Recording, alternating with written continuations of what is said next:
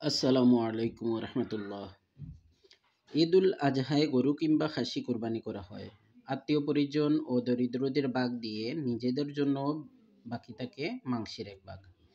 কোরবানির মাংস দিয়ে তৈরি করা হয় সুস্বাদু অনেক খাবার। সেসব খাবার থেকে লোভ সামলে রাখা মুশকিল। অনেকে ক্ষতিকর মনে করে গরুর মাংস খেতে ভয় পান। আসলেই কি গরুর মাংস ক্ষতিকর? গরুর মাংসে আছে শরীরের জন্য প্রয়োজনীয় 9টি পুষ্টি উপাদান। সেগুলো হলো protein, zinc, vitamin B 12, selenium, iron, riboflavin, phosphorus, niacin এবং ভিটামিন বি 6। উপকারিতার পাশাপাশি গরুর মাংসের আছে কিছু ক্ষতিকর দিকও। জেনে নিন গরুর মাংস খাওয়ার উপকারিতা ও অপকারিতা। গরুর মাংসের উপকারিতা: শিশুর বৃদ্ধিতে সহায়ক। গরুর মাংস খেলে তা আমাদের বুদ্ধিবৃত্তিক গঠন, শারীরিক বর্ধন ও রক্তবর্ধনে গুরুত্বপূর্ণ ভূমিকা রাখে।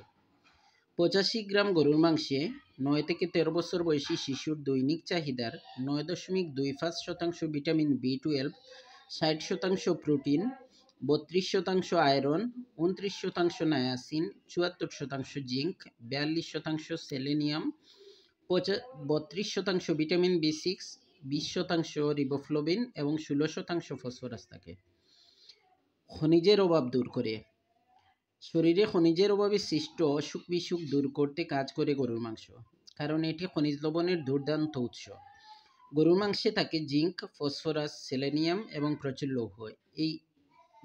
এই মাংস ভিটামিনের গুরুত্বপূর্ণ উৎস। গরুর মাংস ভিটামিন বি 3, বি 6, বি 12 ইত্যাদি ভিটামিনের যোগান দেয়। প্রোটিনের ভালো উৎস। গরুর মাংস প্রোটিনের ভালো উৎস। মাংস ছাড়া হাড়, কলিজা, মগজ ইত্যাদি থেকে মেলে প্রোটিন। এই প্রোটিন থেকে পাওয়া অ্যামাইনো অ্যাসিড কাজে লাগে হাড় ও মাংসপেশি ভালো রাখতে।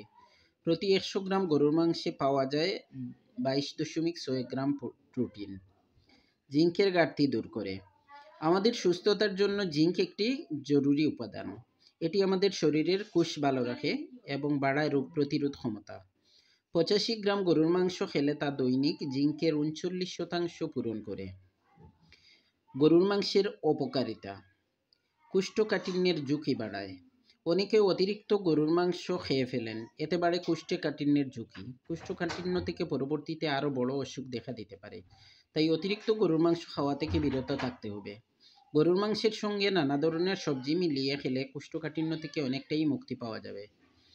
কোলন ক্যান্সারের ঝুঁকি: অতিরিক্ত গরুর মাংস খাওয়া মোটেই